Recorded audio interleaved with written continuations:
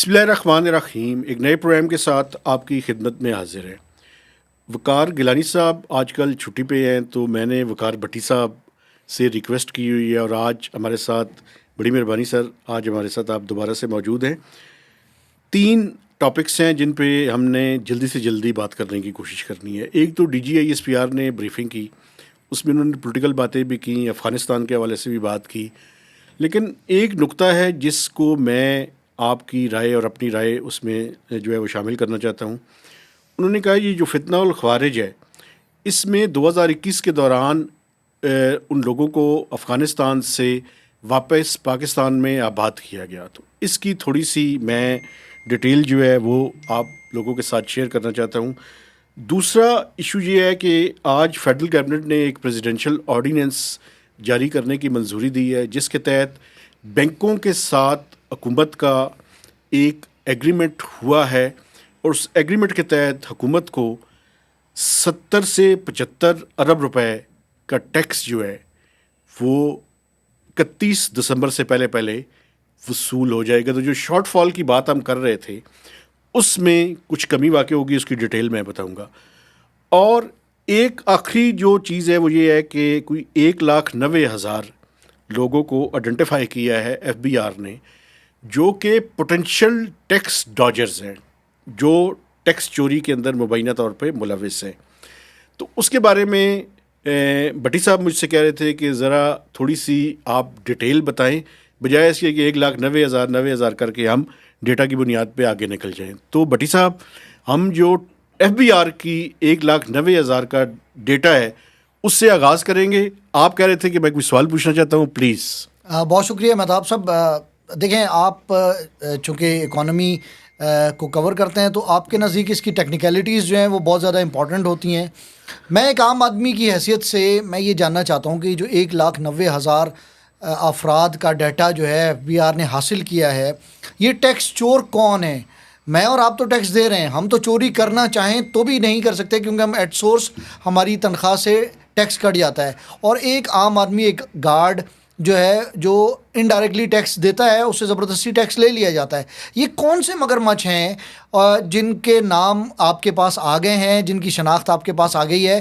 کیونکہ یہ اب آپ کا فرض ہے، میرا فرض ہے کہ ہم اس لوگوں کو بتائیں، تو یہ کون ہے؟ یہ سمپلیفائی کر کے جو ہے ہم لوگوں کو بتانے کی کوشش کریں گے۔ دیکھیں، بنیادی طور پر ایف بی آر کے پاس ڈیٹا ہے سارا، چونکہ نادرا سے بھی یہ ڈیٹا حاصل کیا گیا، اور اس میں آرمی کے ایک ایم او ڈائریکٹریٹ کے ایک جو ہے وہ آرمی کے افراد بھی شامل ہیں اس میں؟ آرمی کے وہ جو ایک ٹاسک فورس بنی تھی، جس کا بیسیکلی کام یہ تھا کہ میکنزی ایک کنسلٹنگ فرم ہے، اس کے ذریعے وہ ڈیٹا انہوں نے حاصل کیا۔ انہوں نے ڈیٹا کو میچ کیا، اور میچ کرنے کے بعد 6 کرائٹیریا ہیں، بیسز ہیں، جس کی بنیاد پہ ان لوگوں کو آئیڈینٹیفائی کیا گیا۔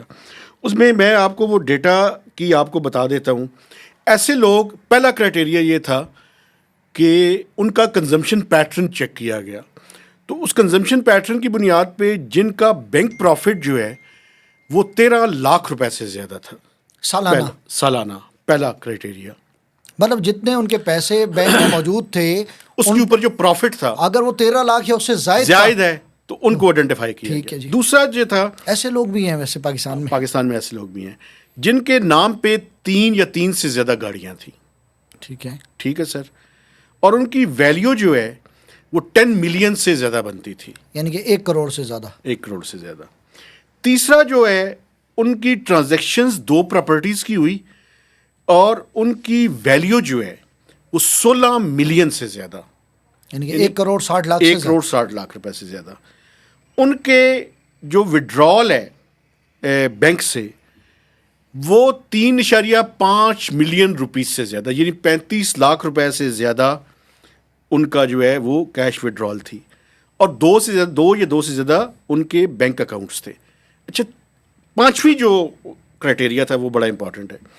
ان کے جو بینک میں ڈپازٹ ہے وہ 28 ملین روپیز سے زیادہ کا تھا، یعنی کہ 2 کروڑ 80 لاکھ سے زیادہ اگر کسی کے اکاؤنٹ میں 1 سال میں پیسہ آیا ہے، ڈپازٹ پڑا ہوا ہے۔ ہاں جی، اچھا، اوکے، ٹھیک ہے، تو وہ بھی اس کرائٹیریا کے اندر تھا۔ اور آخری کرائٹیریا یہ تھا کہ اس کے پاس کریڈٹ کارڈ بھی تھا۔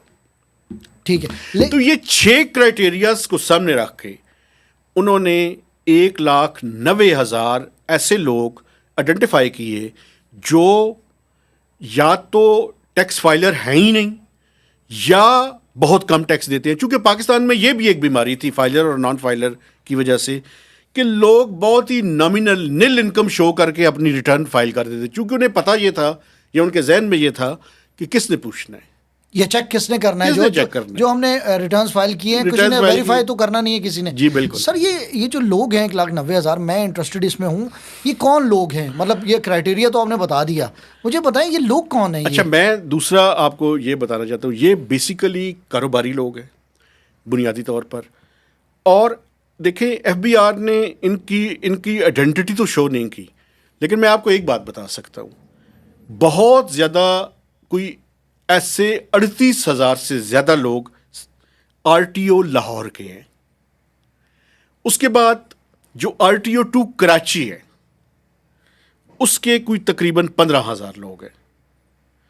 تو تقریباً یعنی 50-60 ہزار بندہ ان 2 بڑے شہروں کا, اور اسلام آباد کے لوگ بھی ہیں, اور اسلام آباد میں بھی ہزاروں کی تعداد میں لوگ ہیں.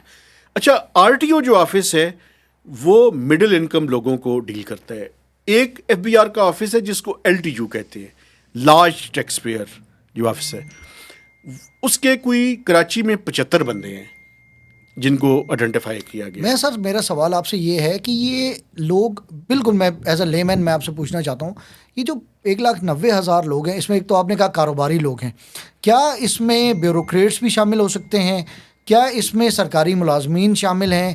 کیا اس میں مختلف محکموں کے لوگ ہیں؟ کیونکہ ہمیں یہ پتہ ہے کہ پاکستان میں کہ ہمارے پاس جو ایل گاٹن منی ہے اس کو آئیڈینٹیفائی کرنے کے لیے کیا یہ ڈیٹا ہیلپ فل ہو سکتا ہے؟ دیکھیں بنیادی طور پہ جو طریقہ کار کیا ہوتا ہے, ایف بی آر کے پاس جتنے بھی محکمے ہیں, مثلا میں اس میں نادرا سب سے پہلے ہے, چونکہ نادرا کے پاس بیسک آپ کا ڈیٹا جو ہے وتھ CNIC نمبر جو ہے وہ موجود ہے.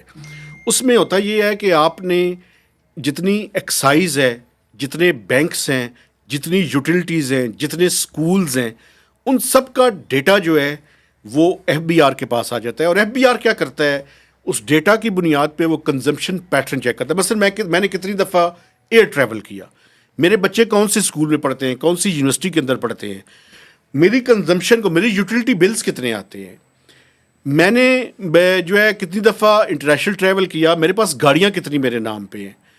ٹھیک ہے, تو یہ سارا ڈیٹا جب چیک کیا جاتا ہے, اور دوسری طرف میں یہ کہوں کہ میری تنخواہ تو 1,00,000 روپیہ ہے لیکن میری کنزمپشن پیٹرن یہ بتا رہا ہے کہ یہ 5,00,000 روپے سے زیادہ ہے, تو ایف بی آر پھر پوچھا گیا, یا پوچھنے کا مجاز ہے کہ ایک طرف آپ اپنی انکم 1,00,000 روپیہ دکھا رہے ہیں, خرچہ آپ کا 5,00,000 روپے سے زیادہ بنتا ہے, تو یہ مس میچ کیسے ہے. لیکن اس میں تھوڑی سی میں کچھ اور باتیں بھی کرنا چاہتا ہوں جو کہ ایف بی آر کے لیے یہ چیلنجز ہوں گے.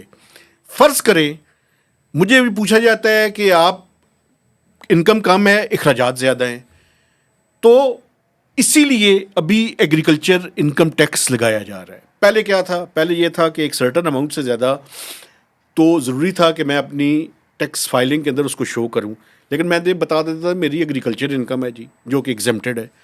میں یہ کہہ سکتا ہوں کہ میری ریمیٹنسز آتی ہیں, میرا بھائی باہر ہوتا ہے, میرا چچا باہر ہوتا ہے, میرا کزن, میرے والد, میری مسز, کوئی بھی باہر ہوتا ہے, تو وہ میں اس کے نام پہ شو کر سکتا تھا. اچھا, پاکستان میں ایک اور بہت بڑا پرابلم ہے, بے نامی اکاؤنٹس, بے نامی ایسٹس.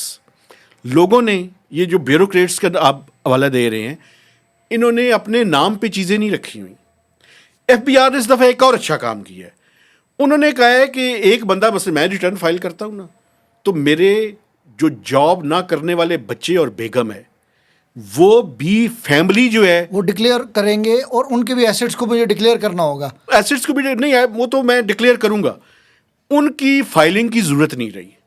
صحیح. تو اگر میں کوئی فرض کیا کہ بے نامی اکاؤنٹس اپنی بیگم بچوں کے علاوہ کسی کے نام پہ رکھوں گا, اور کل کلام کو وہ پکڑے جائیں, تو بے نامی کا لا تو ہے, وہ علیحدہ بات ہے کہ پاکستان میں بے نامی کا لا بنا تو بڑی دھوم دھاڑ سے, اور پی ایم ایل این کے زمانے میں, لیکن نہ تو پی ٹی آئی نے اس پہ عمل کیا, پی ایم ایل این بھی پچھلے 2-3 سال سے برسر اقتدار ہے, عمل کوئی نہیں ہوا. بلکہ پی ٹی آئی کے زمانے میں ایک پی ایم ایل این کے پنڈی کے لیڈر تھے, ان کے خلاف ایک بے نامی کا کیس بنا تھا, باقی کسی کے خلاف کوئی میجر کیس ابھی تک نہیں بن سکا. سر میرا ایک سوال اور بھی ہے. میں چونکہ کراچی سے میرا تعلق ہے, میں نے یہ دیکھا ہے کہ جو کراچی کے اور دیگر ملک کے دیگر کاروباری جو لوگ ہیں وہ کیش میں ٹرانزیکشنز کرتے ہیں, اور یہ مجھے پرچی سسٹم. ہاں, اور مجھے ایک اور میرے ایک دوست ہیں, انہوں نے کہا جی میں ایک بزنس کرتا ہوں, وہ آف دا نیٹ یا کوئی ٹرم استعمال کی جو کہ جس میں کوئی ایسی ٹرانزیکشن نہیں ہے جو کہ ایف بی آر کے ریڈار پہ آ سکے, اس میں بینک اکاؤنٹ شامل ہی نہیں ہوتا. تو اس طرح کے لوگوں کو, اور یہ بہت بڑی اکانومی ہے جو کیش پہ ڈیل کرتی ہے, اس کا کیا کریں گے آپ؟ ابھی آپ یہ دیکھیں نا, یہ جو ایف بی آر نے 5% لوگوں کو آئیڈینٹیفائی کیا ہے, یہ کوئی تقریباً 600 ارب روپیہ جمع بھی کرواتے ہیں تقریباً, لیکن کوئی 1.6 ٹریلین کا ٹیکس چوری بھی کرتے ہیں یہ بڑے بڑے جو لوگ ہیں. دیکھیے بنیادی طور پہ یہ جو پرچی سسٹم کی آپ بات کر رہے ہیں, یہ جو ڈاکومنٹیشن آف اکانومی کا مقصد ہے وہ ہے یہ کہ مشکل کر دیا جائے. مثلا میں آپ کو مثال دیتا ہوں, اگر کوئی شخص, یہ جو لا ابھی پروپوز ہوا ہے اور کل سینٹ کی اسٹینڈنگ کمیٹی نے اسے اپروو بھی کر دی ہے, آپ 800 سی سی سے زیادہ کی کوئی گاڑی نہیں لے سکیں گے اگر آپ فائلر نہیں ہیں. اگر آپ, اور صرف فائلر ہونا ضروری نہیں ہے, آپ کو یہ بھی بتانا پڑے گا. آپ یہ کہتے ہیں جی اپنی ویلتھ اسٹیٹمنٹ آپ جو دیتے ہیں ریٹرن کے ساتھ, اس میں یہ شو کرتے ہیں کہ آپ کے نام پہ ایک پلاٹ ہے, ایک گاڑی ہے اور ایک گھر ہے, اور یہ جو ساری مالیت ہے یہ تقریباً بنتی ہے 2-2.5 کروڑ. آپ مارکیٹ میں جا کے 5 کروڑ کا ایک پلاٹ لے لیتے ہیں, تو ریورس جب اس کو وہ ڈیٹا کو دیکھیں گے تو وہ ایف بی آر کے پاس یہ پاورز ہوگی کہ وہ آپ کو ان ایلیجیبل قرار دے اس ٹرانزیکشن کے لیے. سر اس میں بس لیکن میں آپ کو بتاؤں, بنیادی طور آپ کی بات ٹھیک ہے, پرچی سسٹم اس ملک کے اندر موجود ہے انڈاکومنٹ, لیکن آہستہ آہستہ اسکریوٹ کو ٹائٹ کیا جا رہا ہے, اور یہ ایک دن کا کام نہیں ہے, یہ آج شروع ہوگا 5 سال بعد ریزلٹ. بس آخری سوال اس سلسلے کا, پھر ہم دوسرے ٹاپک پہ آتے ہیں کہ کیا یہ جو اتنی heavy powers F B R کو مل رہی ہیں, اور پاکستان جیسے ملک میں ہم آئی آر ایس تو ہے نہیں, ہم مہذب معاشرے تو ہے نہیں, کیا اس کے نتیجے میں کیا مزید کرپشن کے دروازہ تو نہیں کھل جائے گا؟ ایک جو ہے نا جی, وہ میں آپ کو بتاؤں, اس ملک میں یہ گارنٹی نہیں دے سکتا کہ کس چیز کے کرپشن کھلے گی. یہ تو جو باسز ہیں ان کے سوچنے والی بات ہے. ایک کام یہ کر رہے ہیں ایف بی آر کہ سینٹرلی یہ ڈیٹا یہ نہیں ہے کہ اپنے آر ٹی اوز کو اور ایل ٹی یوز کے حوالے کر دے, ایک ڈیش بورڈ بنایا جا رہا ہے. وہ dashboard chairman F B R اور ممبرس کے پاس 24 گھنٹے اویلیبل ہوگا, جس میں یہ بتایا جائے گا کہ کتنے بندوں کو نوٹس دیا, کتنے بندوں سے ٹیکس لیا, یعنی ہینکی پھینکی کو منیمائز کرنے کی کوشش کی جائے گی. باقی اللہ مالک ہے جی, اللہ مالک نہیں ہے, یہ بڑے تیز ہے, انہوں نے کوئی نہ کوئی راستہ اپنے کھانچوں کے لیے تو نکالنا چاہیے. اچھا جی, دوسری بات ہم کرنا چاہ رہے تھے سر, وہ یہ ہے کہ D G I S P R نے آج بڑی دھواں دھار قسم کی 2024 کا پورا احوال پیش کیا, اور اس میں انہوں نے بتایا کہ کوئی 926 انٹیلیجنس بیسڈ آپریشنز کیے ہیں انہوں نے 2024 کے دوران. لیکن ایک بات انہوں نے کر دی, باقی تو باتیں ان کی پولیٹیکل اور وہ ہیں, کچھ پی ٹی آئی کے خلاف کی, کچھ انہوں نے یہ ضرور کہا کہ جو ملٹری کورٹس کے فیصلے ہیں وہ سارے آ چکے ہیں. دوسری جو انہوں نے بات کی کہ 2021 میں کچھ لوگوں کو یہاں پہ واپس لایا گیا, فتنہ خوارج کے لوگوں جی زبردست. تو میں تھوڑی سی ڈیٹیل اس میں رکھنا چاہتا ہوں, پھر آپ اس پہ بات کیجیے گا. انفارمیشن یہ ہے 35 سے 45 ہزار لوگوں کو واپس لایا گیا. یہ تو بہت بڑی تعداد ہے سر, اتنے مطلب بڑی تعداد میں لوگ, اتنی بڑی تعداد میں یہ سارے ملیٹنٹس تھے یا اس میں عام لوگ, فیملیز اور بچے بھی شامل تھے؟ اس میں دیکھیں فرام یعنی ہارسز ماؤتھ, اس میں ٹی ٹی پی کے لوگ شامل تھے. ٹھیک ہے, لیکن یہ سارے ملیٹنٹس تھے یا اس میں آف کورس ان کی فیملیز بھی ہوں گی, لیکن یہ ایک بڑے ذمہ دار آدمی نے پبلکلی ایک اس پہ کچھ عرصہ پہلے بات کی, اور اس نے یہ فگر وہاں پہ دیا تھا کہ 35 سے 45 ہزار لوگوں کو لایا گیا. ان لوگوں سے سوال پوچھا جائے. پی ٹی آئی کے دور کی بات ہے یہ basically D G, former D G I S I جو لیفٹیننٹ جنرل فیض حمید صاحب ہیں, جب انہوں نے, آپ کو یاد ہوگا کہ بڑا مشہور جا کے ایک کپ اٹھایا تھا اور سگار لگایا تھا کابل میں جا کے, اس کے بعد ان کا کوئی سننے میں یہ آتا ہے کہ وہ ڈائلاگ بھی کیا تھا, چونکہ کچھ عرصہ بعد میں وہ کور کمانڈر بھی رہے پشاور کے. تو اس عرصے کی باتیں ہیں. یہ تو میں سمجھتا ہوں کہ D G I S P R صاحب سے میں بڑے مؤدبانہ انداز میں کروں گا کہ وہ بتائیں کہ وہ کن لوگوں نے لے کر آئے تھے, وہ کتنے لوگ تھے, کیا فیملیز شامل تھیں, جو آپ کا بھی سوال ہے, ملیٹنٹس تھے, ہارڈ کور ملیٹنٹس تھے, اب وہ کہاں پہ ہیں, وہ کیا کر رہے ہیں, اور کیا کرنا کیا ہے انہوں کا. سر میرا تو اس میں سوال, آپ تو ان سے سوال پوچھیں, میں تو آپ سے یہ سوال پوچھنا چاہتا ہوں جی سر. کہ کیا کسی پولیٹیکل گورنمنٹ کی, کیا کسی پولیٹیکل پارٹی کی اتنی مجال ہے کہ وہ ایک دوسرے ملک سے 35 سے 45 ہزار افراد کو, جس میں ہارڈ کور ملیٹنٹس بھی شامل ہارڈ کور 5,000 تھے, 5, ان کو وہ لا کے یہاں بسا دیں؟ کیا یہ ان اداروں کے, D G I S P R جس ادارے سے تعلق رکھتے ہیں, ان کی مرضی کے بغیر یہ ایسا ممکن ہو سکتا ہے یا نہیں ہو سکتا؟ اور اگر ان کے ادارے کے کچھ لوگوں نے یہ کیا تھا تو ان کے خلاف کیا کارروائی ہو رہی ہے؟ میں تو یہ پوچھنا چاہ رہا ہوں. دیکھیں وہ جو تھے جنرل فیض حمید صاحب, ان کے خلاف آپ کو پتہ ہے کہ ٹرائل تو تو جاری کیا ہے. ان پہ یہ الزام ہے؟ ان پہ 4 سے 5 الزامات ہیں. کچھ الزامات ایسے ہیں جو انڈر انویسٹیگیشن ہیں, تو ان میں یہ توقع ہے مجھے ممکنہ طور پہ یہ ہو سکتا ممکنہ طور پہ یہ بھی شامل ہو سکتا ہے. اور دوسری یہ بات کہ اگر یہ کہیں کہ وہ پی ٹی آئی لے کر آئی تھی تو میں اس کو نہیں مانتا. سر میں بھی نہیں مانتا. مطلب پی ٹی آئی کی تو کیا, پی ٹی آئی کی کیا مجال ہے, پی ٹی آئی کی کیا اوقات ہے, کیا اوقات اور کیا مجال ہے. میں ایک آخری اس میں ایک سوال اور کرنا چاہتا ہوں, اور وہ ہم آپس میں ڈسکس بھی کر چکے ہیں. یہ جو ہماری افغانستان پاکستان کی سرحد پر اربوں ڈالر لگا کر, پتہ صحیح ہے, $1 بلین سے زائد باڑ جو لگائی گئی, یہ جو باڑ, اور ہمیں بتایا گیا کہ اس باڑ کے بعد یہ وہ دیوار ہوگی جو دیواریں چین کی طرح ہوگی, جو میکسیکو امریکہ کے درمیان جو دیوار ہے اس طرح ہوگی, اور $1 ارب پاکستان جیسا ملک جو ایک آئی ایم ایف کی ایک قسط کے لیے وہ کھجل خوار ہوتا ہے.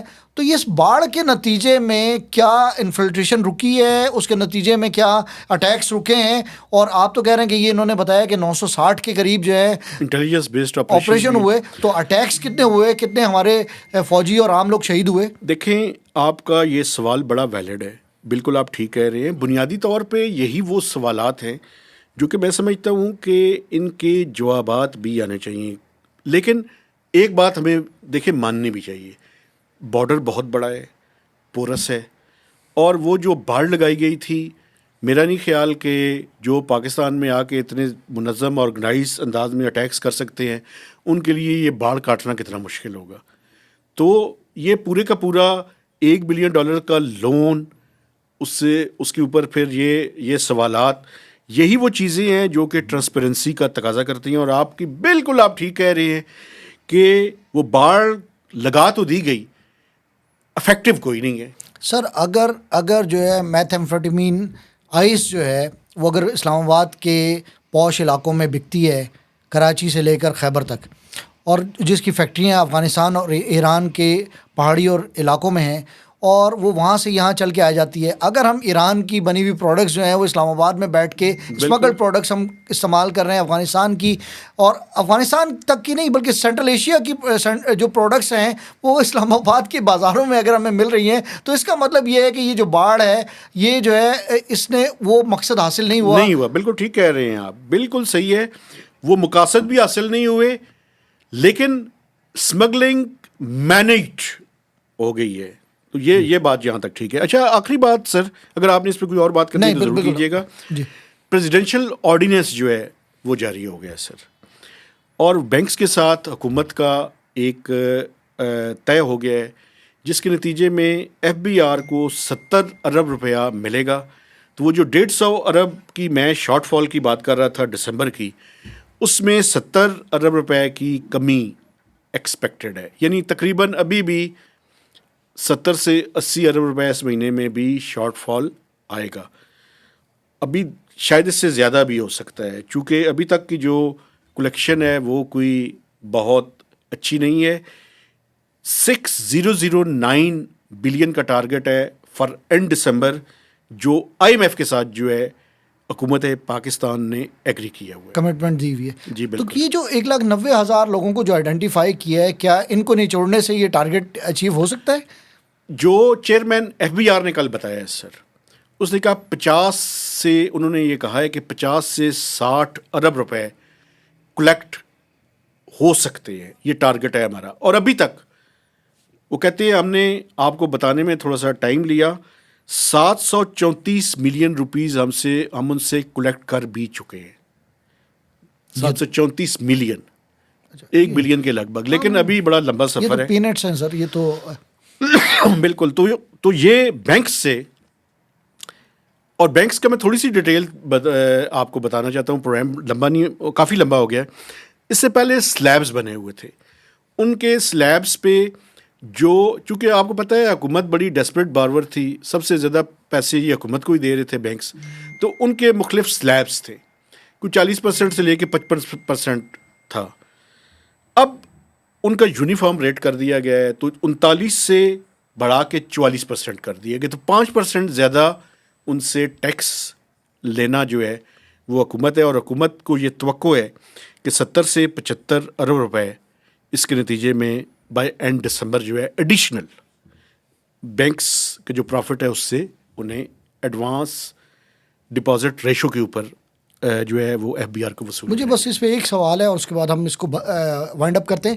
کیا یہ جو بینکس کے جو اکاؤنٹ ہولڈرز ہیں, میں اور آپ, کیا ہم اس سے افیکٹ ہوں گے یا نہیں؟ ہم اس سے افیکٹ نہیں ہوں گے.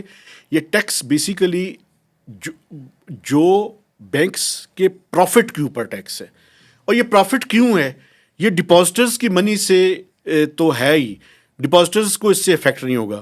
بیسیکلی حکومت پاکستان اس ٹائم میں اور آپ بینک سے پیسے نہیں لے رہے, ہم تو ڈپازٹ کروا رہے ہیں.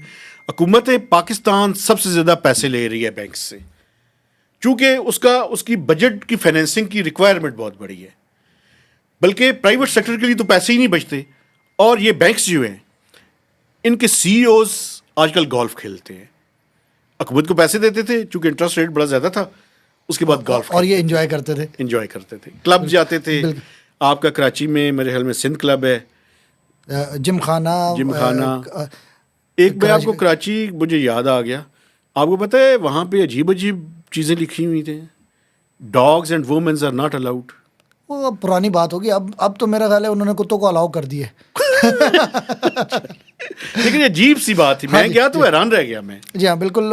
یہ اس کے اوپر کافی ہنگامہ آرائی بھی ہوئی. یہ سندھ کلب کا میرا خیال ہے کہ میں نے تو کبھی نہ میری خواہش ہے نہ ان کلبز میں مجھے میں بھی ایک دفعہ گیا تھا, میں نے انکار, میں نہیں جاؤں گا. بالکل. یہ جو اشرافیہ نے جو ہمارے ساتھ طے کیا ہے, اس پہ کسی اور دن ہم انشاءاللہ سر بات کریں گے. یہاں آپ کے پاس بھی بہت سارے کلبز ہیں, اسلام آباد کلب اور گن کلب اور کچھ اور کلب بھی ہیں جن پہ ہم بات کریں گے انشاءاللہ. بالکل جی. میں اسی کے ساتھ دیکھنے والوں سے گزارش کرنا چاہتا ہوں کہ ہمارے چینل کو آپ نے سبسکرائب کرنا ہے, اس کی شیئرنگ کرنی ہے اور میکسیمم اس کے اوپر کمنٹس بھی دینے ہیں. تو اجازت دیجیے, اللہ حافظ.